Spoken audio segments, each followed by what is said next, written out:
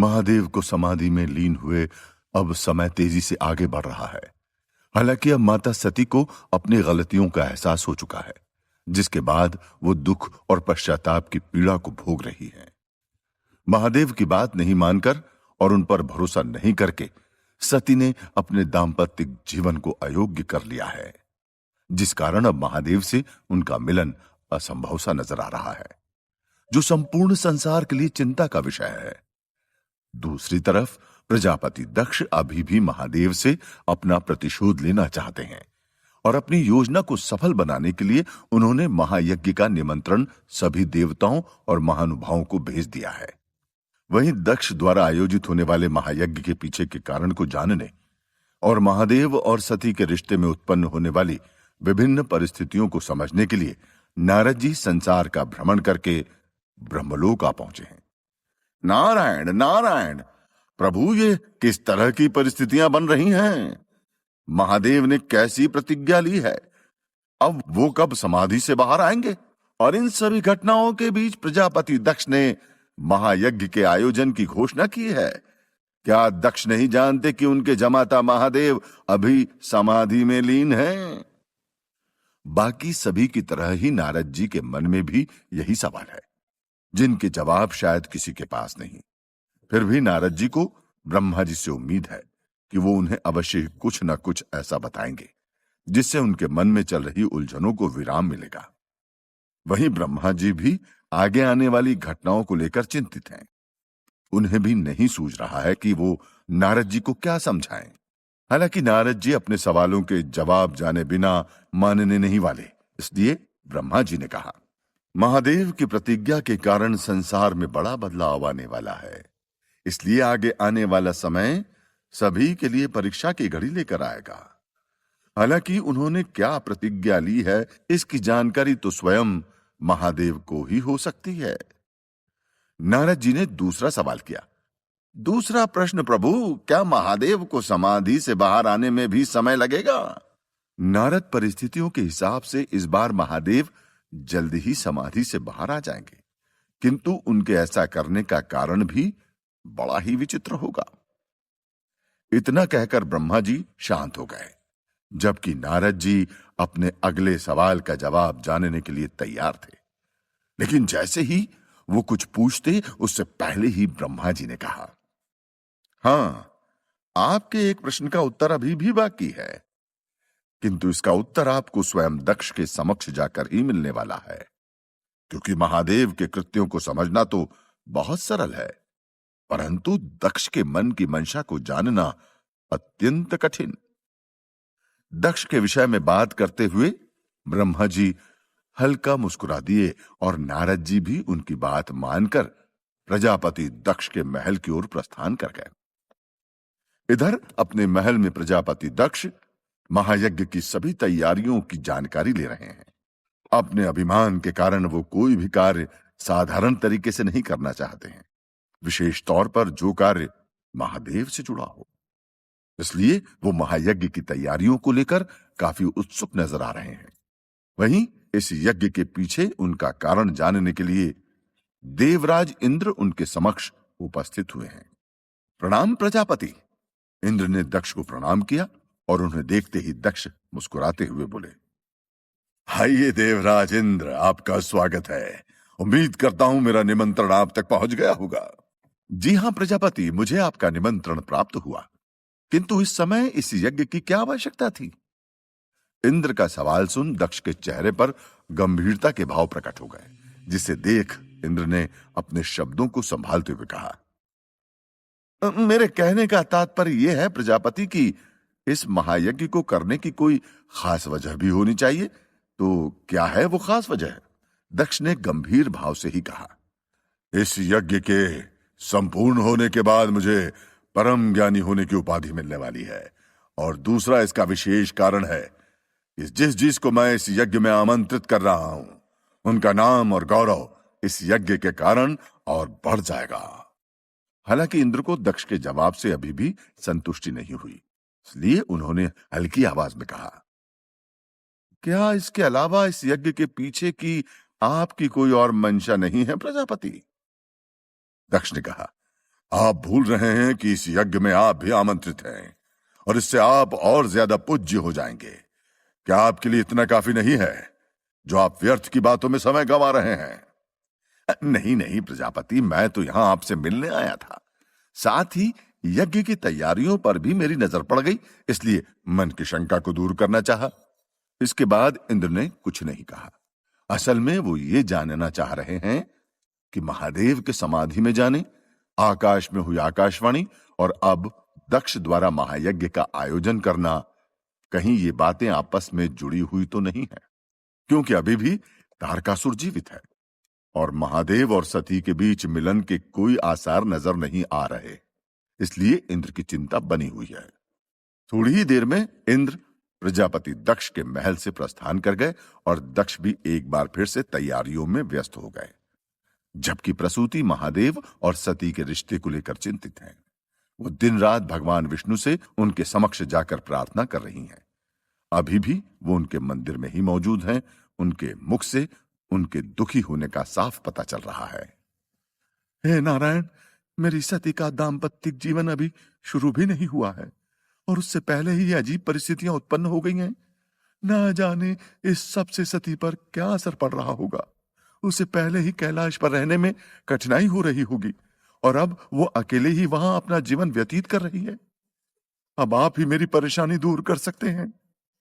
थोड़ा रुककर उन्होंने कहा, मेरी पुत्री की रक्षा कीजिएगा भगवान, उसे हर मुसीबत से बचाइएगा। सती नादान है और जिम्मेदारियां संभालने में अभी ना समझ है। उसे आपके आशीर्वाद की आवश्यकता है नारायण, उस पर अपनी कृपा करें। मन ही मन इतना कहने के बाद प्रसूति अपनी आंखें बंद कर भगवान विष्णु से प्रार्थना करने लगी। दूसरी तरफ अपने सवालों का जवाब पाने के लिए नारद जी दक्ष के महल में उपस्थित हुए हैं। जहां आते ही वो पूरे महल का भ्रमण करने लगे और इसी दौरान उनकी मुलाकात दक्ष से हुई। नारायण नारायण, क्या बात है प्रजापति दक्ष, इतनी तेजी से किस बात की तैयारियां चल रही हैं? क्या आपके जमाता यानी महादेव सती के साथ यहां पधारने वाले हैं और उन्हीं के स्वागत में इस प्रकार की तैयारियां चल रही हैं? दरअसल दक्ष के मन की मंशा को जानने के लिए नारद जी जानकर इस तरह की बात कर रहे हैं, जिससे दक्ष खुद ही इसके पीछे का कारण बता दे। लेकिन दक्ष भी बुद्धि के मामले में सबसे ज्यादा धनी है, इसलिए वो उनकी मंशा को समझते हुए शांत ही बने रहे। फिर उन्होंने हल्के से कहा, आप गलत समझ रहे हैं देवर्षि। दरअसल ये सभी तैयारियां महायज्ञ के आयोजन के लिए है। इससे सती और महादेव का कोई संबंध नहीं है। तो आप उन्हें इस यज्ञ में मुख्य अतिथि के रूप में बुलाना चाहते हैं? इंद्र ने अगला सवाल पूछा। दक्ष ने कहा, इस यज्ञ में सभी योग्य और महानुभावों को आमंत्रित किया गया है। महादेव से बड़ा ज्ञानी और अनुभवी इस संसार में और कौन ही होगा। नारद जी के बार बार महादेव की तारीफ करने पर भले ही दक्ष कुछ कह नहीं रहे हैं, लेकिन उनके मुख के भाव बदलने लगे हैं। हालांकि उनके क्रोध आने तक नारद जी शांत नहीं रहने वाले हैं, इसलिए उन्होंने आगे कहा, बहुत गौरव महसूस होता होगा आपको तो प्रजापति। स्वयं ईश्वर आपके जमाते हैं, संपूर्ण संसार जिनके अधीन है, जो काल के भी काल हैं, उन्हें अपना जमाता बनाना वाकई गर्व की बात है।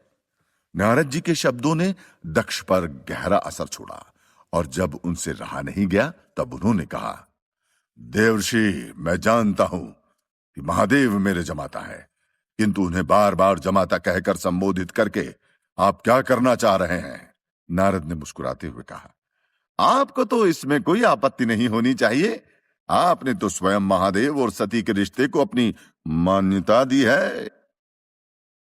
अब क्रोध के कारण दक्ष के सब्र का बांध टूट गया और उन्होंने अपने मुख के भाव को और गंभीर करते हुए कहा, यह सत्य है कि मैंने महादेव और सती के विवाह को अपनी मान्यता दी है, किंतु मैं मजबूर था। भगवान विष्णु के आदेश के कारण मुझे ऐसा करना पड़ा, परंतु मैंने महादेव को कभी क्षमा नहीं किया है। उन्होंने अपने छल से मुझे कई बार पराजित और अपमानित करने की कोशिश की है, इसलिए अब मेरी बारी है। मैं कुछ समझा नहीं प्रजापति, आपकी बारी है से आपका तात्पर्य क्या है? नारद जी दक्ष की मंशा जानने के बहुत करीब हैं, लेकिन दक्ष भी इतनी आसानी से कहां सब बताने वाले हैं। इसलिए उन्होंने कहा, जल्द ही संपूर्ण संसार महादेव के असली रूप को जानेगा, किंतु उसके लिए आपको भी थोड़ा सा इंतजार करना होगा। अच्छा, मुझे कुछ जरूरी कार्यों को पूरा करना है, इसलिए मुझे जाना होगा। इतना कहकर दक्ष वहां से चले गए, जबकि नारद जी वहीं खड़े रहकर मन ही मन सोचने लगे, तो मेरा अनुमान सही निकला। प्रजापति फिर से महादेव के खिलाफ कोई योजना बना रहे हैं। हालांकि इस बार वो कुछ विचित्र करने की सोच रहे हैं। मुझे जल्द से जल्द इसकी जानकारी ब्रह्मा जी को देनी होगी। इसके बाद नारद जी दक्ष के महल से प्रस्थान करने के लिए द्वार की ओर बढ़ने लगे। तभी उन्हें पीछे से किसी ने पुकारा, सुनिए देवर्षि। ये आवाज नलिनी की थी, जो नारद जी के महल में प्रवेश करते समय ही उनके पीछे पीछे घूम रही थी। इसलिए मौका पाकर उसने उन्हें पुकारा। वहीं उसकी आवाज सुन नारद जी रुक गए। प्रणाम देवर्षि। नालिनी ने उन्हें प्रणाम किया। मुख से वो चिंतित लग रही थी। कहिए नालिनी, क्या बात है? नारद जी ने सवाल किया। नालिनी ने झिझकते हुए बताना शुरू किया, वो सती को गए हुए काफी समय हो गया है। उसके बिना कुछ भी अच्छा नहीं लगता और उससे बहुत याद करती हूं, किंतु मैं उससे मिलने कैलाश नहीं जा सकती और वो अभी यहां नहीं आ सकती। तो क्या आप मेरे ऊपर एक उपकार करेंगे? नारद जी ने भ्रमित होकर सवाल किया, कैसा उपकार नालिनी? क्या आप ये संदेश मेरी बहन सती को दे सकेंगे, जिससे मैं उसे बता सकूं कि मैं उससे कितना प्रेम करती हूं। उसके बिना यहां कुछ भी अच्छा नहीं लगता। सब कुछ शांत शांत सा हो गया है। अभिनय करने में तेज नालिनी ने रोते हुए नारद जी से अपनी बात कहते हुए उन्हें संदेश दे दिया, जिसे नारद जी मना भी नहीं कह पाए और वो नालिनी का संदेश लेकर कैलाश की ओर प्रस्थान कर गए। इधर कैलाश पर सती अपने पश्चाताप में जी रही हैं। महादेव के बिना उन्हें अपना जीवन व्यर्थ लगने लगा है। वो दिन रात महादेव के समाधि से बाहर आने की प्रतीक्षा करती रहती हैं, जबकि समाधि में रहते हुए भी महादेव उनकी इस पीड़ा को भली भांति समझ लेते हैं। दोनों को एक दूसरे के सामने होने के बाद भी एक दूसरे की जुदाई सहन करनी पड़ रही है। अभी भी सती महादेव के समक्ष बैठकर उन्हें निहार रही हैं। इतने में नारद जी का आगमन होता है।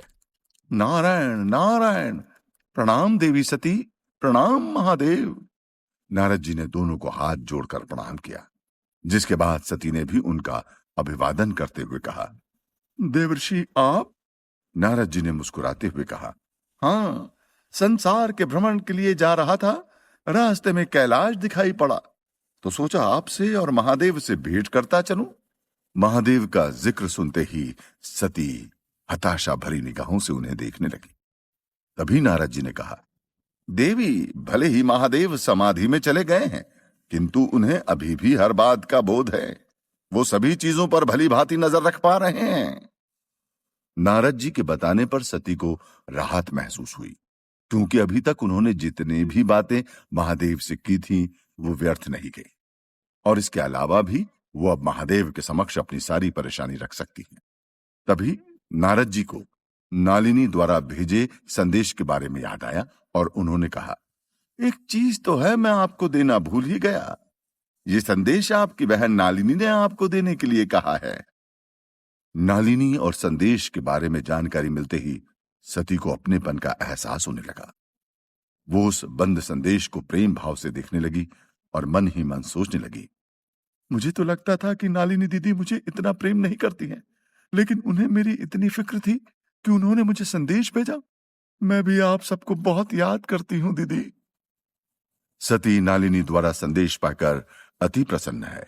इसके अतिरिक्त उन्हें इस बात की भी प्रसन्नता है कि समाधि में रहते हुए भी महादेव उनकी बातों को सुन रहे हैं। अब वो अपने मन की सारी व्यथा उनके समक्ष रख सकती हैं, लेकिन परिस्थिति अभी सती के अनुकूल नहीं है। तो आखिर नालिनी ने सती को क्या संदेश भेजा होगा?